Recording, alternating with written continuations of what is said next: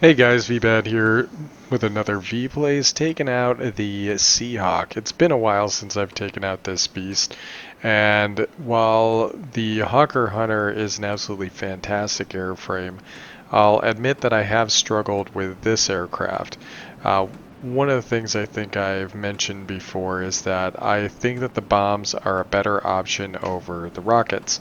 Of course, I have the rockets equipped right now, but if you look at the cumulative damage and the reload time, you actually have much better luck with, or much better blast or damage air-to-ground capacity with the bomber than you would with the rockets. But it doesn't mean that they aren't fun, and being able to launch two at a time is definitely cool.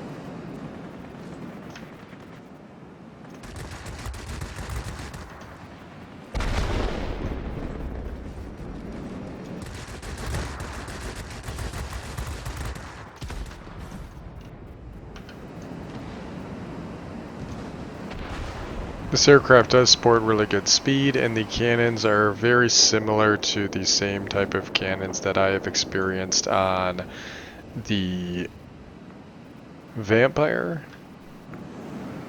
which is to say very capable. It's not the most maneuverable platform, but it definitely is no slouch.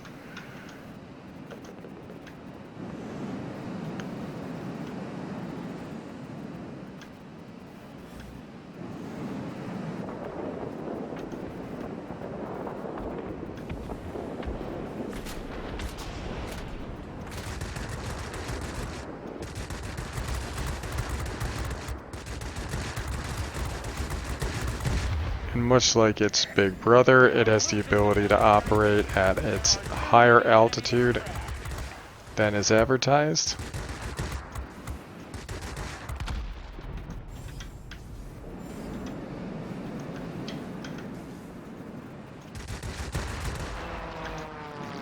Our rockets are just about up. We're going to use that advantage right here.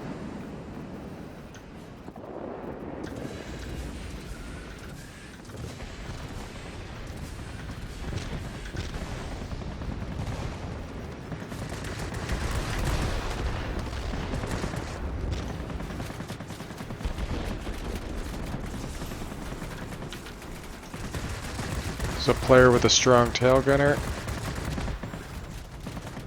And we do have some AA taking some shots at us. We don't want to be the weak link here, so we're going to go ahead and burn out of that area. There is an enemy IL-20 down here. We are definitely going to go for an attack run on him. We're getting some of that sympathetic regen on our health, and fire away.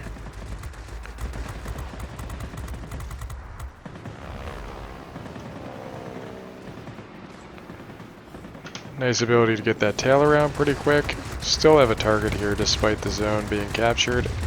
Got him. Gonna go ahead and throw an F2 up over here and get some aircraft in there early as we start to make our way to the same location. Rockets are almost back up. And of course now we have the military facility aiding us in our endeavor.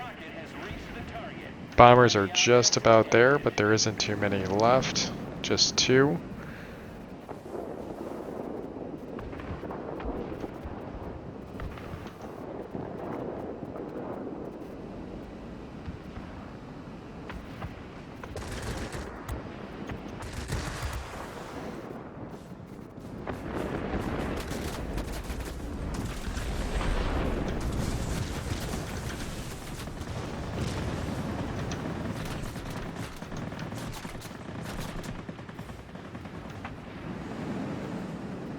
And of course, the military facility is doing its work over there. I know I'm gonna die. I'm okay with it.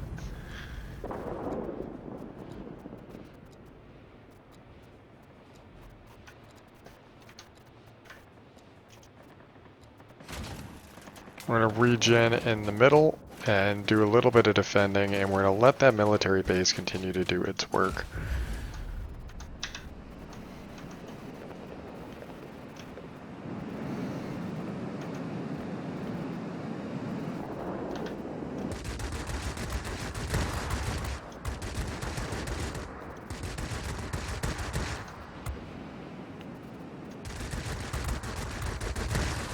There's our little brother, the Tempest.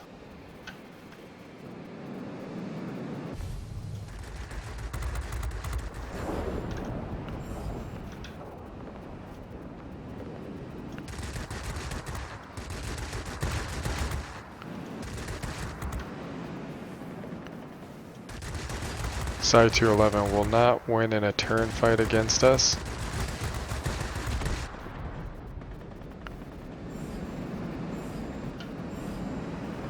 Let's get over there and try and defend that sector.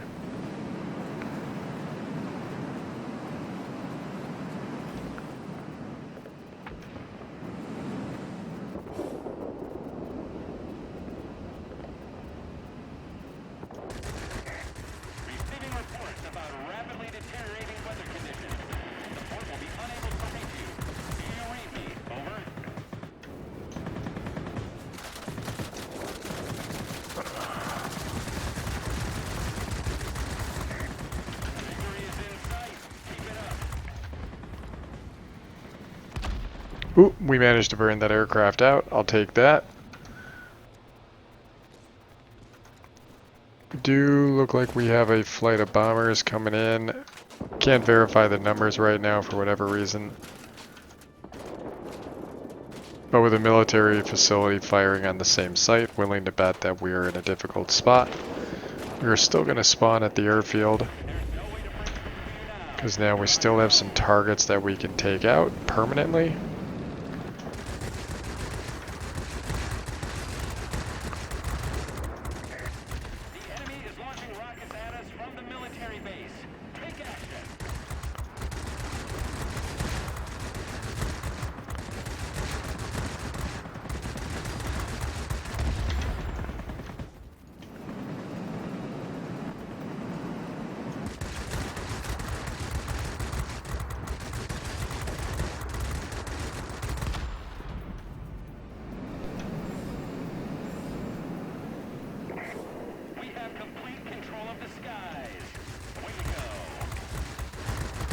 Took out that Spitfire's tail fairly effectively. And we probably would have been able to finish him off there, but just weren't able to get the nose around. All in all, great match. Pretty happy with that. Came into this one cold, actually. This is the first time I think I've flown this plane in probably a month. Not even sure why I had the rockets on the aircraft. Maybe I was just taking a look at the reload time for somebody, but it turned out alright. It turns out it takes more than just 2 rockets to take out an AA gun, so that's kind of interesting. But yeah, not bad at all. Not bad at all. Let's see. Not top on the team, but we definitely got our personal points in and took out 11 aircraft, did 23,000 damage to ground targets, and we destroyed 5 aircraft while defending, and we aided in capturing 2 sectors, the military facility as well as the command center. Still a very solid plane, really cool candy stripe on here. I still enjoy this aircraft. It took a while for me to get used to flying a multi-role again, something that's arguably kind of unmaneuverable, but with an 11.1 second turn time, this thing can definitely do its job. It has the ability to get around on most other multi-roles, especially at tier 9, because like I've said in previous videos, the higher you go in tier, usually a lot of the lines sacrifice a lot of their maneuverability, so an 11.1 second turn time is actually considered fairly strong as you continue to go up the ranks. And really it just comes down to who can get guns on first, since everybody's sporting cannons, and you're most likely going to critical a control surface, so you'll have the edge in that fight. So it's really up to you which way you want to go with it. But like I said, if we look at the current configuration, it takes 90 seconds to reload these rockets, and the rockets are giving us 18,000 damage. But if we were to mount the bombs, there we go. It's only 10,400, but they're reloading every 60 seconds. So, one, bombs are easier. Once you drop them, they're gone. They're going to reload in 60 seconds, which is really quick. That's enough time. They're usually between zones.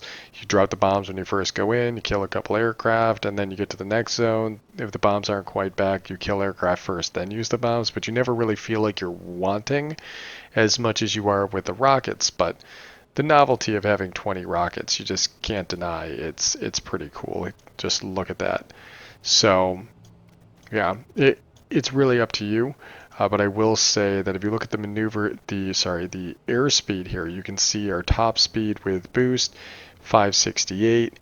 With the rockets, if we mount the bombs, it's actually going to be 574. So for the bombs and the rockets being relatively comparable for air-to-ground capabilities, well, damage I should say, the bombs aren't going to take that much away from your speed. So the bombs are probably going to be a safer bet.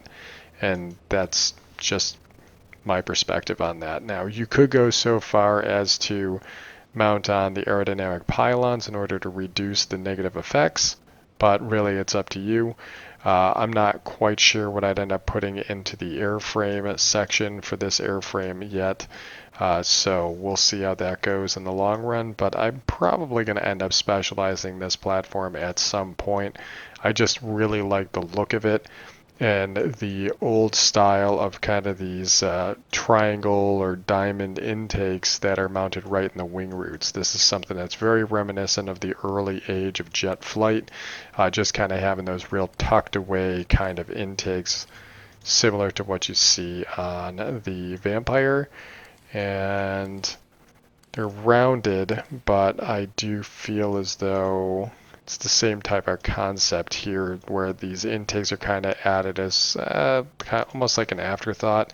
Even the XF-15C has these weird little intakes in the front of the wings, and if I'm not mistaken, that's actually what ends up feeding the small jet engine in the back as well. So, yeah. Anyways, I have no idea what that has anything to do with the Seahawk, but hope you guys enjoyed the video anyways, and as always, I'll catch you guys on the next one.